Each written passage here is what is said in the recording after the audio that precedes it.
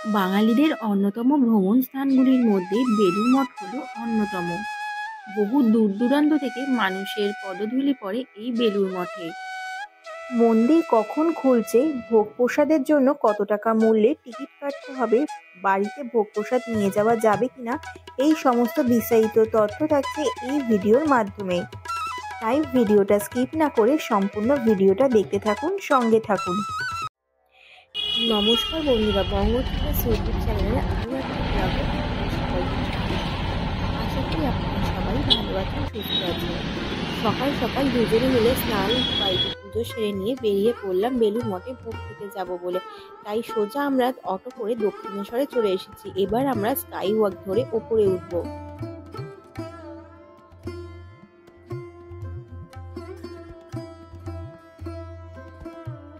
আমরা যেহেতু ফেরিঘাটের মাধ্যমে যাব, তাই আমরা সোজা হেঁটে চলেছি স্কাই ওয়াক ধরে। রিক্সা, টোটো অথবা অটোতে করে যদি আপনারা আসেন, সেই ক্ষেত্রে এই স্কাই ওয়াকের তলা দিয়ে একদম সোজা আপনারা পৌঁছে যেতে পারবেন ফেরিঘাটে। আমরা যেহেতু স্কাই ওয়াক ধরেছি, তাই আমরা সোজা হেঁটে আর এসকেলেটর ধরেই নিচে নামবো।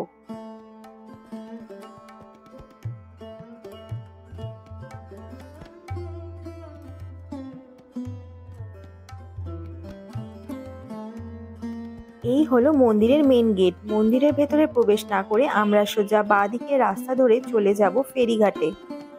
লঞ্চে অথবা ভেসেলে করে যদি যেতে চান, তাহলে এই পথ ধরেই আপনাদের যেতে হবে। হাঁটতে হাঁটতে আমরা সোজা চলে এসেছি টিকিট কাউন্টারের সামনে। টিকিট কাউন্টারের পাশে রয়েছে এরকম একটা কালী মন্দির, আর পাশে রয়েছে রাধা গোবিন্দের বিগ্রহ। জনপ্রতি এখানে টিকিটের মূল্য পড়ে 11 টাকা। শিশুর বয়স যদি 3 বছরের ঊর্ধ্বে হয়, সেই ক্ষেত্রে আপনাদের 11 টাকারই টিকিট কাটতে হবে। সাইকেল অথবা মোটর বাইক নিয়ে লঞ্চের মাধ্যমে এখান থেকে পারাপার হতে পারবেন না। বেলুড় মঠ যাওয়ার লাস্ট লঞ্চ ছাড়ে এখান থেকে সন্ধ্যে 7:30 নাগাদ। মেট্রোর মতোই এখানে ঠিক বারকোডের ব্যবস্থা রয়েছে। এখান থেকে টিকিট দেখিয়ে নেওয়ার পর লঞ্চে আপনাদের কোনো রকমের টিকিট দেখাতে হবে না। টিকিট কাটার সময় থেকে ঘড়িতে 60 মিনিট হওয়া পর্যন্ত আপনারা যে কোনো জায়গাতেই এর মাঝে ঘুরে নিতে পারবেন। যে কোনো লঞ্চ ঘাটেই কখনো রিটার্নের জন্য কোনো টিকিটের ব্যবস্থা থাকে না। বয়স্ক মানুষ নিয়ে এলে অপেক্ষা করার জন্য এখানে কিন্তু বসারও ব্যবস্থা রয়েছে, সেখানে আপনারা চাইলে বসতেও পারেন। আপনারা যদি মনে করে থাকেন এখান থেকে ফেরার টিকিটটা কেটে নেবেন, সেই ক্ষেত্রে কিন্তু এখানে সেরকম কোনো ব্যবস্থা নেই। আপনারা যেখান থেকে ফিরবেন সেখান থেকেই আপনাদের ফেরার টিকিটটা কাটতে হবে। আর এইদিকে যে লঞ্চটা আসছে, এই লঞ্চ এবার আমরা লঞ্চে উঠে পড়েছি। বসার জায়গা না পেলে দাঁড়িয়ে দাঁড়িয়েও গঙ্গা উপভোগ করতে করতে আপনারা পৌঁছে যেতে পারবেন বেলুড় মঠে। সকালে একদিকে ছিল কুয়াশা, আর একদিকে রোদের তাপ। এই দুটোর মাঝে কিন্তু পরিবেশটা বেশ ভালো লাগছিল।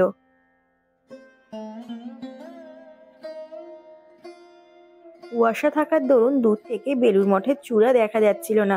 লঞ্চ যত সামনের দিকে এগিয়ে আসছে, তত বেলুড় মঠের চূড়া ভালোভাবে দেখা যাচ্ছে। এবার লঞ্চ থেকে আমরা নেমে পড়েছি, সোজা হাঁটা দিচ্ছি মন্দিরের উদ্দেশ্যে। বেরোনোর সময় টিকিটটা আপনাদেরকে দেখিয়ে আর জমা দিয়ে বেরোতে হবে। এদিকে রইল বেলুড় টু দক্ষিণেশ্বর আর দক্ষিণেশ্বর টু বেলুড়ের আপ এবং ডাউনের লঞ্চ ছাড়ার টাইমিং। যদি বুঝতে কোনো রকমের অসুবিধা হয়, সেই ক্ষেত্রে পজ করে দেখে নিতে পারেন। আর এখানে আপনারা ওয়াশরুম এবং খাবার জলেরও ব্যবস্থা পেয়ে যাবেন।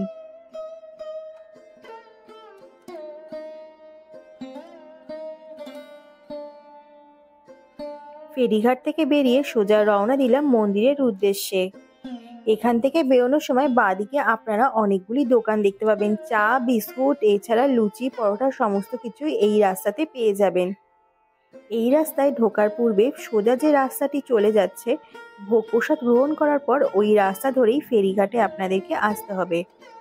এই রাস্তা ধরে যাওয়ার সময় অনেকগুলি গেস্ট হাউসই চোখে পড়ল। এই রাস্তা ধরে যাওয়ার সময় বেশ কয়েকটি গেস্ট হাউস চোখে পড়ল, তবে এই গেস্ট হাউসগুলি মঠের আন্ডারে পড়ে।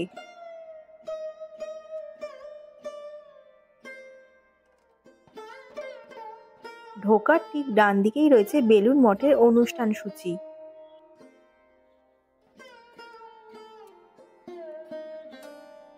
এটি হলো সৎপ্রসঙ্গ ও ভজন কীর্তনের সূচি। মন্দিরে ঢোকার সময় এইদিকে সমস্ত টাইমিংটাও মেনশন করা রয়েছে।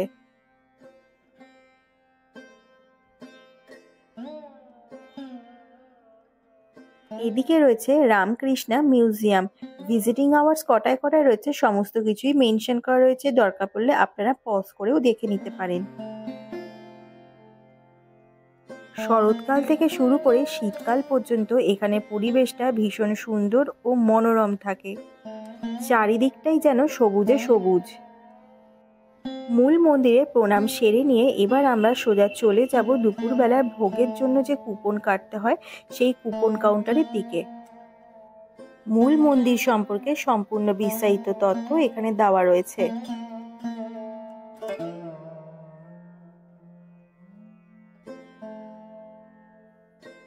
এখান থেকেই একটু এগিয়ে এলেই এইদিকে রয়েছে মঠ অফিস। চলুন তাহলে ভেতরে প্রবেশ করা যাক। এখানে সোজা ঢুকি বাঁদিকে গেলেই তোমরা দেখতে পাবে মঠ অফিস লেখাই রয়েছে। মঠ অফিসে প্রবেশ করে আপনারা আপনাদের সামর্থ্য মতো দান করে কুপন সংগ্রহ করবেন। কুপন কাটার পর এখানে মাথা পিছু একটা করে প্রসাদ দেওয়া হয়ে থাকে। আর এখানে কোনো টিকিটের মূল্য নির্ধারণ করা নেই, আপনারা আপনাদের সামর্থ্য মতোই দান করতে পারেন। এখানে মঠ অফিসের কার্য সময় দেওয়া রইল। আর এইদিকে আমাদের প্রসাদ হিসাবে দিয়েছিল বাতাসার প্যাকেট। আমরা 102 টাকা দিয়ে দুটো কুপন কেটে নিয়েছিলাম। এটি হলো স্বামী বিবেকানন্দের আম গাছ। এখানে উনি ভক্তদের সঙ্গে এবং আগত দর্শনার্থীদের সঙ্গে দেখা সাক্ষাৎ করতেন।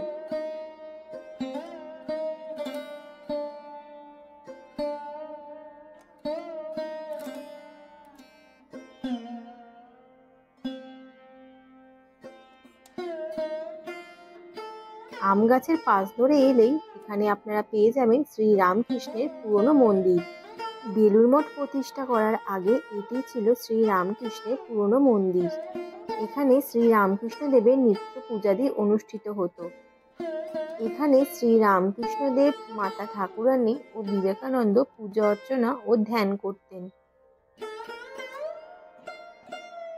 এখান থেকে বাইরে বেরোলেই আপনারা দেখতে পাবেন লেখা রয়েছে ওয়ে টু প্রসাদ হল।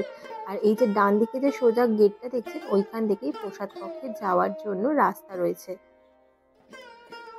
এবার আমি চলে এসেছি মন্দিরের মেন গেটের সামনে। মন্দিরের মেন গেটের ডান দিকে যে রাস্তাটা চলে যাচ্ছে সেই রাস্তাতে আপনারা বাইক, সাইকেল পার্কিং করতে পারবেন। যদি 4 হুইলার অথবা বাস নিয়ে আসেন সেই ক্ষেত্রে পার্কিং লট রয়েছে জিটি রোড বেলুড় মঠ বাস স্ট্যান্ডের কাছে। দূরত্ব রয়েছে মাত্র 300 মিটার। এখানে লেখা রয়েছে বেলুড় মঠের কি কি দর্শনীয় স্থান রয়েছে। মন্দিরের মেন গেট দিয়ে প্রবেশ করলেই আপনারা এই সমস্ত জায়গাগুলি একে একে দেখতে পারবেন। অভয়ানন্দ কনভেনশন সেন্টার যেহেতু 8ই ডিসেম্বর ওপেন করা হবে, সেই হিসাবে এখানে অনুদান দিয়ে আপনারা প্রবেশ করতে পারবেন। অনুদানের মূল্য হলো মাত্র 300 টাকা। সমস্ত বিস্তারিত ডিটেলস এখানে দেওয়াই রয়েছে। মঠের মেন গেট দিয়ে প্রবেশের সময় এখানে দেওয়াই রয়েছে বেলুড় মঠ খোলা থাকার সময়সূচি। এপ্রিল থেকে সেপ্টেম্বর, অক্টোবর থেকে মার্চ কখন কখন খোলা থাকে সমস্তটাই ইংলিশ, বাংলায়, হিন্দিতে দেওয়া রয়েছে। ঢুকেই আপনারা দেখতে পাবেন এখানে রয়েছে অভয়ানন্দ কনভেনশন সেন্টার।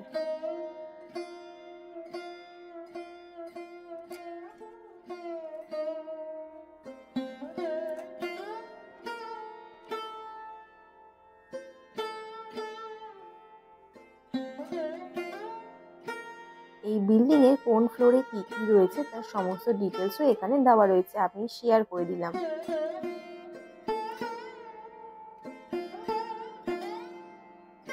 গাড়ি ঢুকতে দেখে এখানে ভাববেন না ভেতরে গাড়ি পার্কিং এর ব্যবস্থা রয়েছে। শুধুমাত্র মঠ মিশনারিদের গাড়ি নিয়ে প্রবেশের অনুমতি রয়েছে।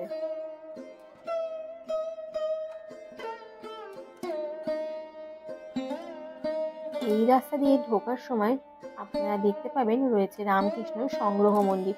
প্রথমেই দেখিয়েছিলাম আপনাদের এখানে রয়েছে রামকৃষ্ণ মিউজিয়াম। এই হলো সেই রামকৃষ্ণ মিউজিয়াম। ভেতরে ফটোগ্রাফি ও ভিডিওগ্রাফি কোনোটাই অ্যালাউ নেই। সোমবার ও অন্যান্য কোনো বিশেষ দিনে এখানে মিউজিয়াম বন্ধ থাকে। মিউজিয়ামে ঢোকার প্রবেশ মূল্য হলো জনপ্রতি 10 টাকা।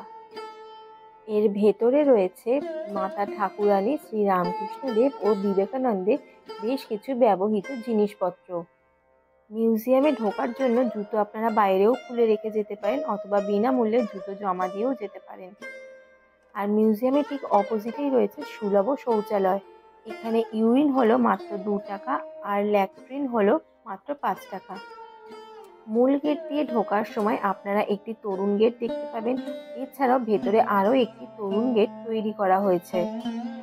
এই তরুণ গেটের ভেতর দিয়ে সোজা চলে এলেই আপনারা দেখতে পাবেন এখানে রয়েছে বিনামূল্যে জুতো রাখার ব্যবস্থা। বেলুর মঠে যদি ভোগ গ্রহণ করে থাকেন তাহলে বেলা 12টার আগে এখান থেকে জুতো নিয়ে নেওয়ার চেষ্টা করবেন, কারণ দুপুর 3:30টার পরে কিন্তু আবার মন্দিরের মেন গেট খোলা হয়। তখন এসে আপনারা আবার জুতো কালেক্ট করতে পারবেন। শু স্ট্যান্ডের ঠিক পাশেই রয়েছে রামকৃষ্ণ, বিবেকানন্দ ও বেদান্ত সাহিত্যের একটি বুক স্টল। এখানে আপনারা বাংলা, হিন্দি, ইংলিশ সমস্ত ধরনের বই পেয়ে যাবেন। কাউকে যদি গিফট হিসেবে দিতে চান তাহলে এখানে সুলভ মূল্যে অনেক ধরনের বই পাওয়া যায়। দাম শুরু হচ্ছে আর এখানে বেশ কিছু ছবিও বাঁধানো রয়েছে, এগুলো আপনারা সংগ্রহ করতে পারেন।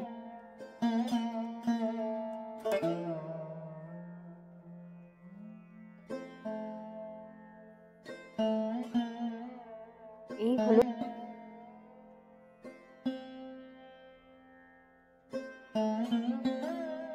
শহরের ব্যস্ততম জীবন ও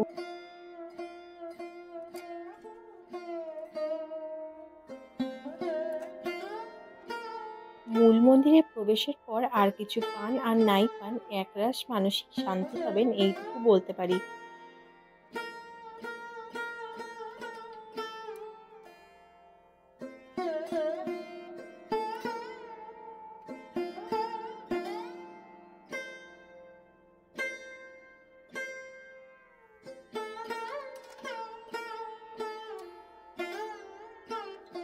আর এখানে পাশাপাশি 3টে মন্দির রয়েছে।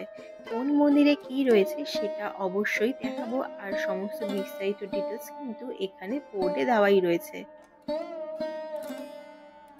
এটি হলো স্বামী ব্রহ্মানন্দের মন্দির।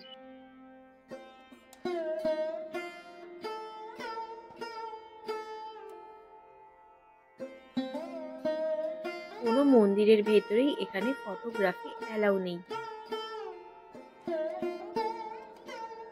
এবার চলুন গঙ্গা মাতাকে দর্শন করে নেওয়া যাক। আগে এই ঘাটে স্নান করা নিষিদ্ধ ছিল, তবে বর্তমানে এই ঘাটে এখন স্নান করার ব্যবস্থা করা হয়েছে। এই ঘাটে স্নান সেরে মহিলারা যাতে জামা কাপড় চেঞ্জ করতে পারে তার জন্য এখানে চেঞ্জিং রুমও তৈরি করা হয়েছে।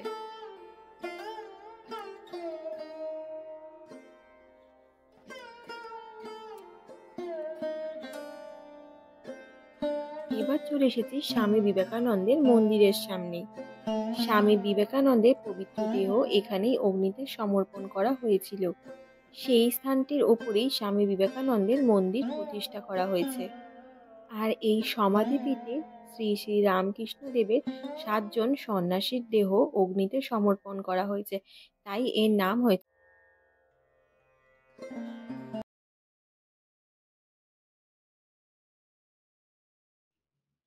আর এখানে এই হলেই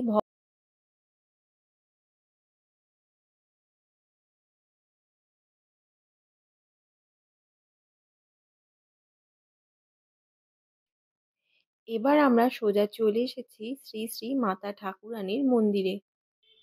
এখানে শ্রী শ্রী মা সারদা দেবীকে অগ্নিতে সমর্পণ করা হয়েছিল।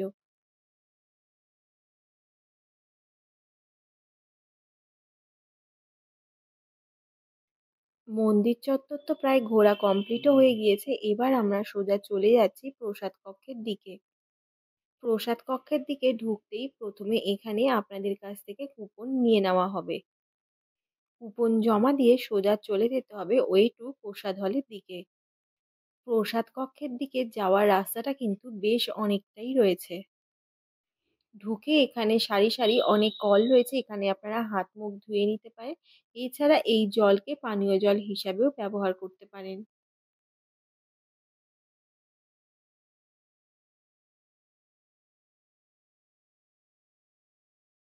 এবার বলি এখানে আসতে হলে কিভাবে আসবেন। শিয়ালদা থেকে ভায়া দক্ষিণেশ্বরের যে ট্রেনগুলো রয়েছে, সেই ট্রেনে করে দক্ষিণেশ্বরে নেবে, সেখান থেকে অটোতে করে চলে আসতে পারেন এই বেলুড় মঠে। অথবা আপনার ফেরিঘাটের মাধ্যমেও কিন্তু বেলুড় মঠে আসতে পারেন। যদি হাওড়া থেকে আসেন সেই ক্ষেত্রে বেলুড় মঠ অথবা বেলুড় স্টেশনে নেমে সেখান থেকে টোটো করে চলে আসতে পারেন। যদি মেট্রোতে করে আসতে চান সেই ক্ষেত্রে দক্ষিণেশ্বর মেট্রো স্টপেজে নেমে সেখান থেকে ফেরিঘাটের মাধ্যমে অথবা অটোতে করে চলে আসতে পারেন এই বেলুড় মঠে। তবে আমি বলবো লঞ্চে করে আসাটাই এখানে ভালো হবে। সময়টাও অনেকটাই কম লাগে, তাছাড়াও মাত্র 11 টাকার বিনিময়ে আপনারা এখানে চলে আসতে পারবেন। এটি হলো মা শারদা সদাব্রত ভবন। এখান থেকে সোজা হাত ধুয়ে আমরা সোজা চলে যাচ্ছি প্রসাদ কক্ষের দিকে। প্রসাদ কক্ষে ঢুকেই ডান দিকে রয়েছে মাতা সারদা দেবীর একটি ছবি, আর এটি হলো এখানকার রন্ধনশালা। আর এখানে প্রবেশ করেই আপনারা দেখতে পারবেন চেয়ার টেবিল সারি সারি করে পাতা রয়েছে। হাজারের ওপরে লোক এখানে বসে খেতে পারবে, তার বিশেষ ব্যবস্থা রয়েছে। মাটিতে বসে খাওয়ার এখানে কোনো ব্যবস্থা নেই। খুব সুন্দর পরিষ্কার পরিচ্ছন্ন ছিমছাম ভাবে কিন্তু এখানে খাওয়ানোর ব্যবস্থা রয়েছে। বেলা 11:30টার মধ্যে কুপন সংগ্রহ করে 12টার মধ্যে ভোজন কক্ষে প্রবেশ করার চেষ্টা করবেন। 12:15 থেকে 12টার মধ্যে এখানে প্রবেশ করবেন। এবার আমরাও আমাদের আসন গ্রহণ করে নিয়েছি। জলের জন্য এখানে ছোট্ট ছোট্ট গ্লাসগুলি দেওয়া হয়েছে। প্রথমে আমাদের সবার পাতে চলে এলো গরম গরম খিচুড়ি। খিচুড়ির পরে সোজা চলে এলো আলু কুমড়ো ও ছোলা দিয়ে একটি তরকারি। এখানে এক এক দিন এক এক ধরনের তরকারি রান্না করা হয়। যদি আপনারা বাড়ির জন্য প্রসাদ নিয়ে যেতে চান সেই ক্ষেত্রে এখানে একটি কন্টেনার রেখে দেবেন, ওনারা এখানে খিচুড়ি ও তরকারি দিয়ে দেবে। আর এর জন্য কিন্তু কোনো এক্সট্রা চার্জ লাগে না। খিচুড়ি ও তরকারিটা ভীষণ খেতে সুস্বাদু ছিল। যদিও আমি প্রথমবার এখানে এসে ভোগ প্রসাদ গ্রহণ করেছি, তবে আমার তো বেশ ভালোই লেগেছে। তারপর আমাদের সবার পাতে একে একে চাটনি ও পায়েসও চলে এসেছে। চাটনির ভিডিওটা আমি নিতে পারিনি, তবে চাটনি খেতেও অত্যন্ত ভালো ছিল। এছাড়া পায়েসটা তো আমার খুবই ভালো লেগেছে। যদি বাড়ির জন্য পায়েস নিয়ে যেতে চান তাহলে ছোট্ট আরও একটি কন্টেনার আনবেন। ভোগ প্রসাদ গ্রহণের পর এখানে কোনো রকমের থালা বাসন তুলতে হয় না, ওনারা নিজেরাই এসে থালা বাসন তুলে নিয়ে যান। হাত মুখ ধুয়ে সোজা আমরা বেরিয়ে পড়লাম বাইরে। আর এখানে পরপর সারি সারি বেশ কিছু টোটোও রয়েছে। আপনারা চাইলে পায়ে না হেঁটে এই টোটোর মাধ্যমে ফেরিঘাটে চলে যেতে পারেন। এছাড়া বাস স্ট্যান্ডেও কিন্তু আপনারা পৌঁছে যেতে পারবেন। রাস্তা দিয়ে যাওয়ার সময় এই একটি দোকানই আমাদের চোখে পড়েছে। দুপুর 12টার সময় যেহেতু মন্দিরের মেন গেট বন্ধ করে দেওয়া হয়, তাই দুপুর 3:30টার পর কিন্তু আবার এই মেন গেট খোলা হবে। তার মাঝে যদি আপনারা অপেক্ষা করতে পারেন তাহলে সেই ক্ষেত্রে বাইরেই আপনাদের অপেক্ষা করতে হবে। মন্দিরের মেন প্রাঙ্গণে কিন্তু আপনারা এখানে প্রবেশ করতে পারবেন না।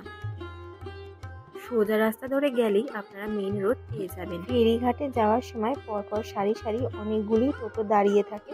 এখান থেকে আপনারা বালিহল স্টেশন অথবা বেলুড় স্টেশনে কিন্তু চলে যেতে পারবেন। টোটো ভাড়া জনপ্রতি 15 টাকা। লঞ্চে করে আমরা আপনাদের যাত্রা সফর শেষ করলাম। আর আপনাদের যদি ভিডিওটা ভালো লেগে থাকে তাহলে চ্যানেলটিকে অবশ্যই লাইক, শেয়ার, কমেন্ট আর সাবস্ক্রাইব করতে ভুলবেন না।